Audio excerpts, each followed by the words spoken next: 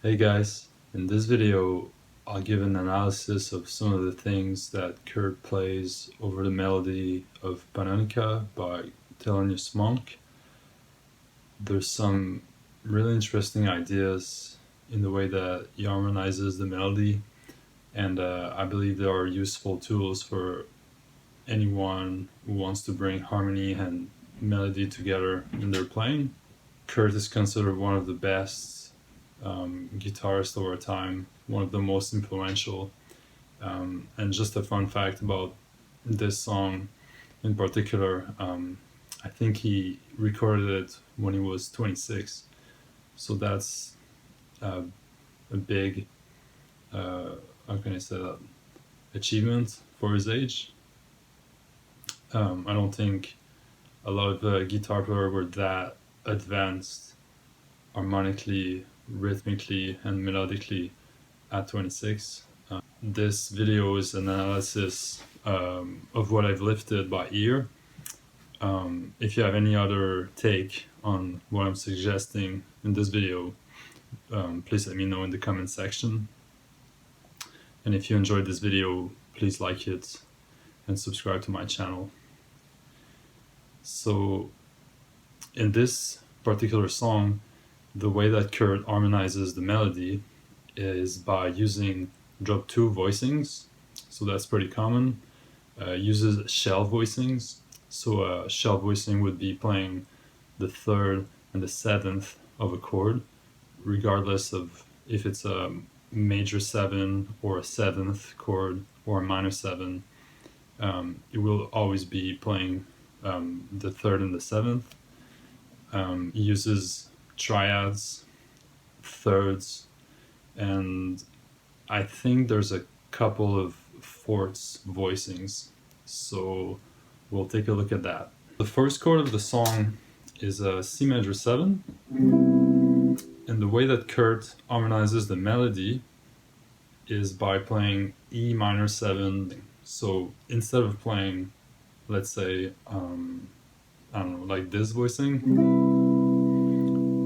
which would be able to outline the first note of the melody, instead he plays this voicing.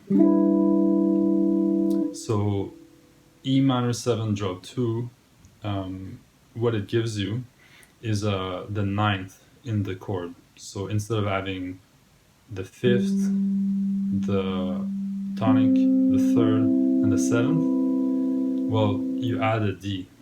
So you add the 9th, and now what you have is a major 7 add 9 chord.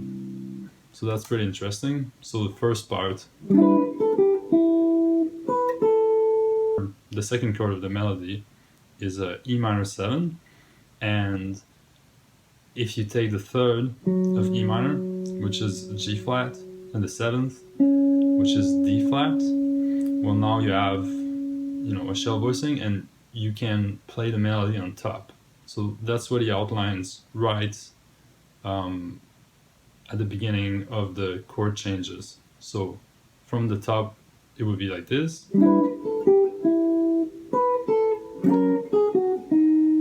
So notice my fingering here. I'm using 4, 2, and then that gives me the opportunity to have 1, 3, and 4 open for that voicing, that the E minor 7 voicing. So from the top again.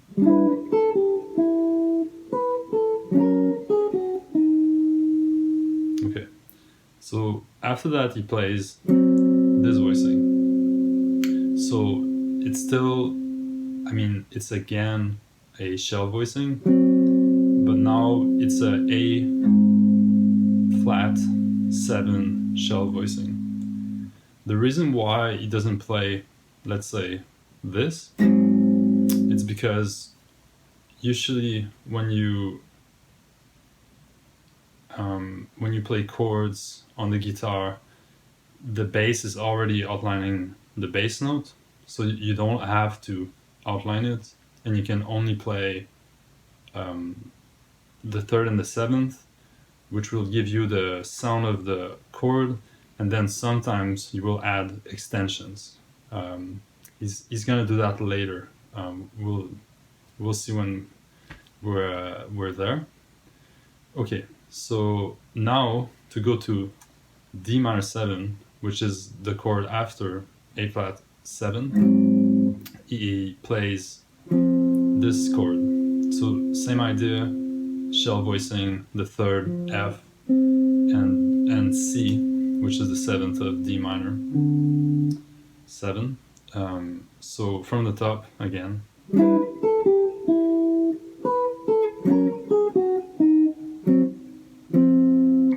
So yeah, it's just a way of outlining the chords and to accompany the melody. Because if you only play the melody, you don't really hear the harmony behind, you know? Okay, so same thing for B flat 7 afterwards. So the melody lands pretty well. So the melody lands on a D, which is a 3rd of B flat, and then to harmonize that note, he plays the 7th. So still a shell voicing, and then going up. Okay, so this part is where he uses a triad. So the idea here is that you go from B flat 7 to E flat major 7, and instead of, you know, playing the old drop 2 voicing, you only outline the 3rd, the triad on top. So you leave out the bass note, and what you're left with is a triad. Okay, so now you're on E flat major 7, and you want to go to A flat minor 7, and before that you want to play the 5 chord going to A flat minor 7. So that line is pretty interesting actually. So he plays this.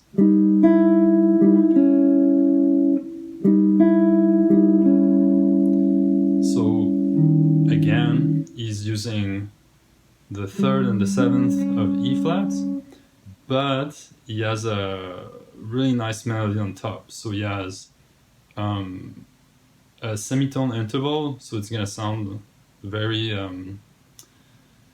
like the word that comes to my mind right now is crunchy, but it's gonna sound dissonant for a moment, and then to resolve afterwards to A flat minor. So that just that little part 5-1 goes like this, and it's a really interesting little idea that obviously you can take and play in every situation where you have a 5-1 progression, but for this particular song, he resolves to the 3rd. So he resolves to A flat and B, which is the minor 3rd of A flat minor. And then he continues with the melody, again playing 3rd and 7th of D flat 7, and there's the 9th here. So you have, you know, this very common 9th voicing 7/9 voicing, and the melody is exactly the ninth. So resolving would be G flat here, and then so here he plays a triad, so a G flat major triad, and for this part, that's where he plays something different. So he plays the 7th of F7, the 3rd, and now to the shell voicing he's gonna add a flat 13. So again, instead of only playing a shell voicing here, which would sound like this, he's gonna add an extension, so the flat 13 here. So to really hear chords like this, it's kind of difficult without the bass line. So what you can do is to play this voicing instead, just to hear the sound of the 7 flat 13. So here would be the same notes, so D flat, A, and E flat, and the bass note F. But when you want to play the melody of the song, it's kind of hard to reach down there, so you play them up here. Next chord is E flat minor, so he plays a 3rd, so he plays the 5th and the 7th, and then the two next chords are A flat 7 going to G7, and that's where he plays a very common voicing in jazz and on the guitar. So it's a shell voicing, but you're adding the 13. So it's the same idea as what he plays on F7, but now he's playing it on another 7 chord and only using the natural 13. So what he plays on the song is this, but the bass line goes like this. So you have A flat 7 13 going to G flat 7 13, and then resolving to D flat major 7. And this voicing is a drop 2, and it's the same exact voicing as this one, which is more common, I guess. So 5, 1, 3, and 7. So, but he's playing it 1 octave lower.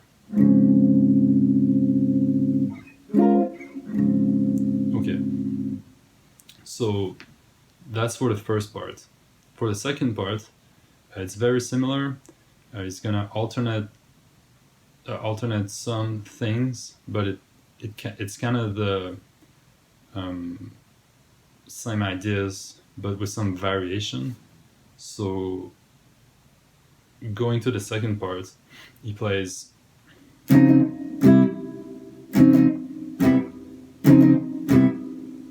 this D flat major 7 with a 9th going to C major 7, just a drop 2 voicing.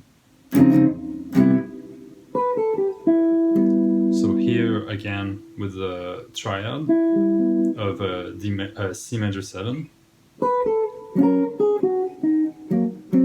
So now he plays again, just on A flat 7, going to D minor 7. So now that's where he changes something. So instead of going,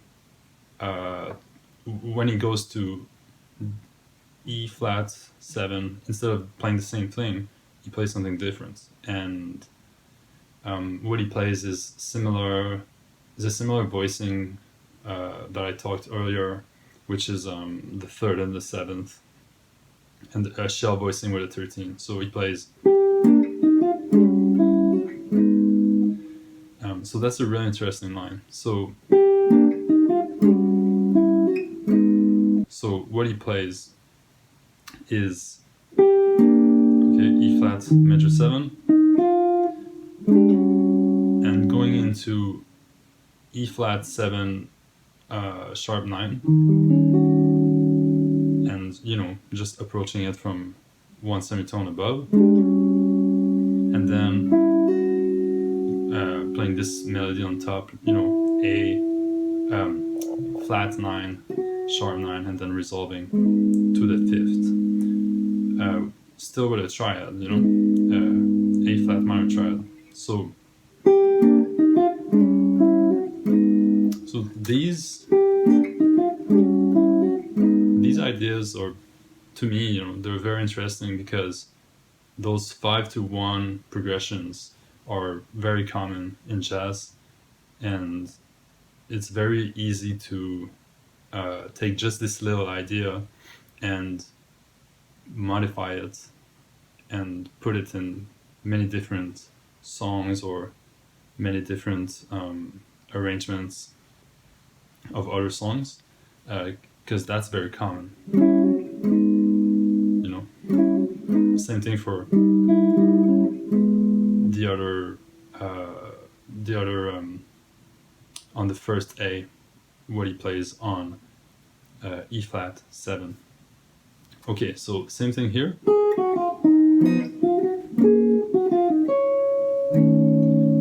So for the G flat major, he plays the triad on the first note of the melody, instead of, it's just a minor detail, and then he plays the same thing for this part. So he plays, and then going to G minor 7, he plays this. Okay, so what's happening here is you want to go to G minor 7, and what he plays is D minor 7, but with extensions. So you have the 3rd, the 7th, the 9th, and the 11th, and then it goes to G7, and you have the same voicing as earlier, so it's a 7th, 3, flat 13, and the tonic, and then resolving to G minor 7. So that's a really nice transition from the D flat major 7. Okay. So for this part, that's the part that I'm not 100% sure of what he's playing, but what I'm hearing is F minor triad. I'm not sure about this, so it might be totally wrong. Please let me know if you hear something else. But what he's playing, I think, is just, a flat 13 and a sus sound on C7. And then, so for this part, on the C minor, it's just a C minor add 9. So that's a really nice part where he plays F minor triad, F sharp minor triad, sorry, over F, and what you get is the 3rd, flat 9, and the flat 13 on F, and it's very short, so it's very tense, but it goes by really quickly, so you don't have time to linger on it. Yeah, so this part, I thought it was very interesting. So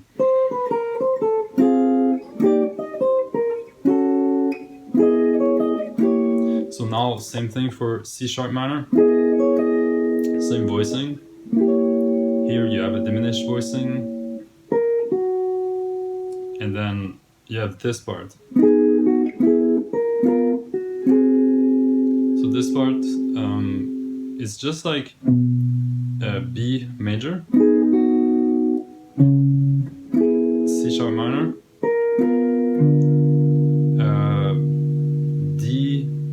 diminished, and then resolving to an A flat 7th inversion, you know. So the inversion is on the 5th, and that's what the bass plays, you know. And the reason why he played this chord, I believe, is because the chord right afterwards, right after this one, is D minor 7, and it makes sense to resolve one step lower. It's kind of the same thing when he plays. And here it would be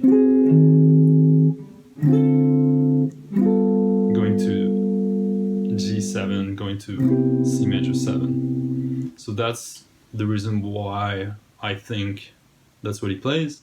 It's not in the chart, you know. In the chart there's only B major 7, but that's what I think is happening there harmonically. So, and then going to D minor 7, G7 to C7. So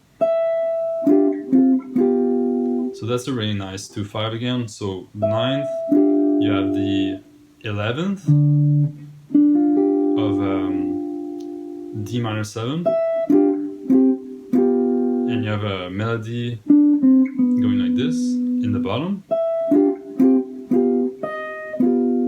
and again you have the flat 13, and you have the shell voicing and the tonic of G7. And now that's the part that I think that's very cool. So you have C7. Sorry, so it's C7. Okay.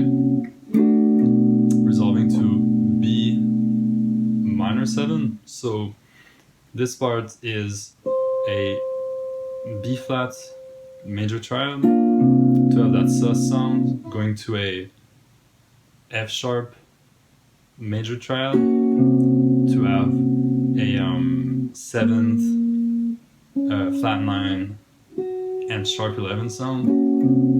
And the way I see it is just the tritone substitution of C7. So that's a really nice idea here.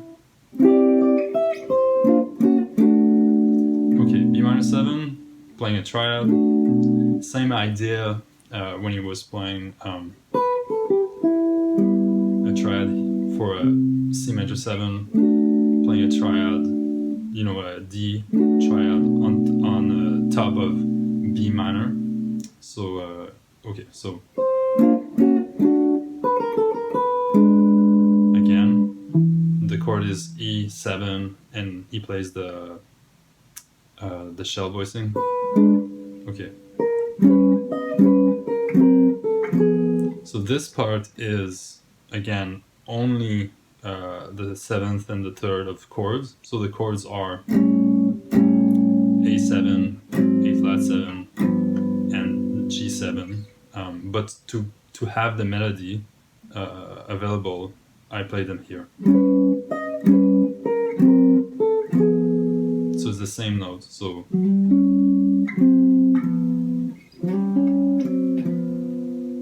okay, so then I think it's the first time that he plays a fourth voicing, and he plays this for C major 7.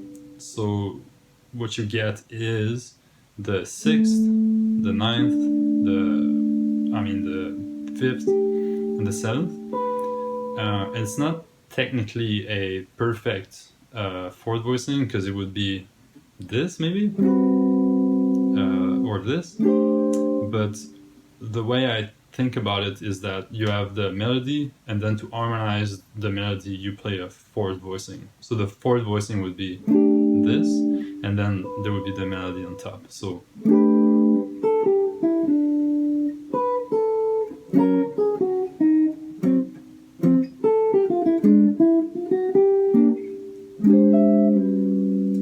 okay, so for this part, you have the same idea as here. So you play a semitone up. So this voicing could be considered just like a semitone up of E flat, sharp 9, flat 13 chord. So like this, and then resolving. Okay, so then this part, same idea. So you have A flat, minor 7, and you play the shell. And this part goes for D flat 7.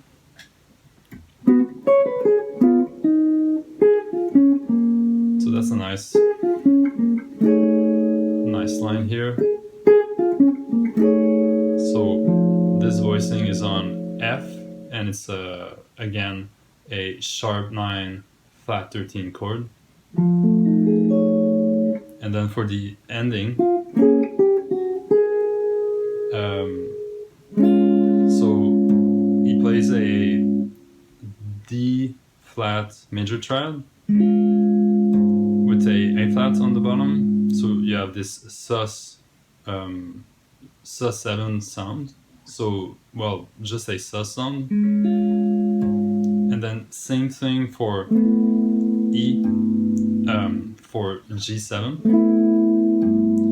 So you have the 9th, the 3rd, and the 13th. But that's where I'm not really sure, because the bass plays the 3rd of the chord. So instead of playing G, I think Avishai Cohen plays the 3rd. So that's where I'm not really 100% sure of the harmony. And then it resolves on A minor, and I think the bass plays A there, so you get that voice leading. So not 100% sure here. And then for the ending, so 2 diminished voicings, and they fit on A flat and G. So it's just a 7th chord with a flat 9 on top, and then resolving on this voicing, and the bass is D flat. So this voicing is very common. It's the same idea as what he plays when he starts the last A, but I think he adds a note. He adds the 3rd to the chord. So you have F, which is the 3rd, B flat 6, E flat the 9th, A flat the 5th, and then the 7th on top, because that's the note of the melody. So you have to finish. So